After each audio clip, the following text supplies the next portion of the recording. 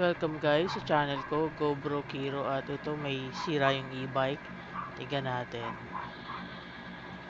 So, may sira sa differential.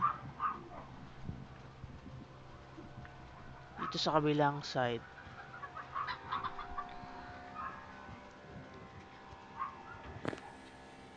Dito yung may sira.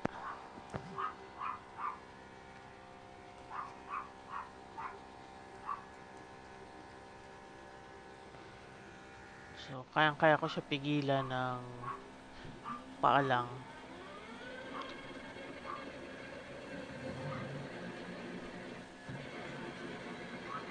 So, kung alam nyo magkano gastos dito, paki-comment na lang sa differential. Baka, hindi ko alam, baka tama rin yung mga repair shop, baka buo, palitan, o hindi ko alam kung may magre-repair lang talaga.